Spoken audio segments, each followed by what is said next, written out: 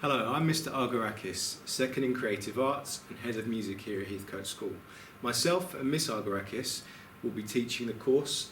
I'm going to go over the outline for the course beyond Key Stage 4 and any possible career opportunities. So at the top here we have one performance on the learner's chosen instrument. This can be in any style and of the learner's choice. For example, you could choose a piece of classical music and a piece of pop music. It really doesn't matter, as long as the piece meets the difficulty criteria and lasts up to 2 minutes. We then have one composition chosen by the learner, so this is again in any style of music that you'd like. Most pupils choose to write theirs in a pop style and include some modern techniques on programs such as GarageBand or Logic. We then have one ensemble performance. This is a group piece, so any more than 2. As long as the part isn't doubled, it's fine. So as long as the piano doesn't play the same part as the singer, for example. We then have one composition to a board set brief. So this is like a stimulus given by the exam board.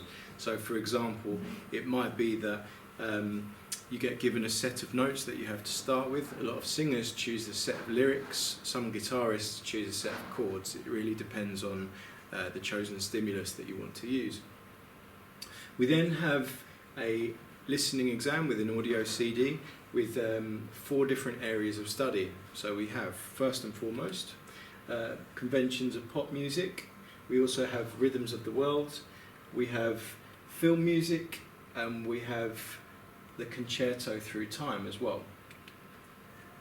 So this is the performance and composition start. We then have to actually use that as an impetus to then inform some of your theory as well. So all the techniques that you would use when you're performing and composing can be then incorporated into your theory work. We then have the concerto through time, so you have 4 different types of concerto: the solo from the Baroque era, the Baroque concerto Grosso, the classical concerto and the romantic concerto. Each of these have very different features, and we would go through those throughout the 2 years. We then have rhythms of the world, so you'll be studying music from India, in the Punjab region specifically, traditional Eastern Mediterranean and Eastern folk rhythms, traditional African drumming, Central and South American calypso and samba. Film music, this one is a bit of a tricky one to actually put an overview on, because you actually need to study all of the different musical elements together and write about it chronologically as you hear it. But there is also video music in there as well for video games, which really tries to look at how music has developed over time with technology and the use of that within film soundtracks and game soundtracks. We then have conventions of pop. So rock and roll from the 1950s and 60s, rock anthems from the 70s and 80s, pop ballads of the 70s, 80s and 90s, and then solo artists from the 90s to the present day, and how that's changed over time.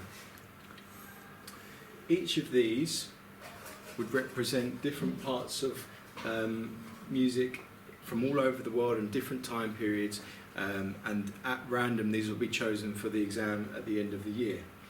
In terms of possible career opportunities, it could be anything from working in the music industry as a record producer, from a composer to an arranger to a performer, or it could be something completely different, like working on the radio or using your voice for recordings and all of those performance techniques that you might want to use.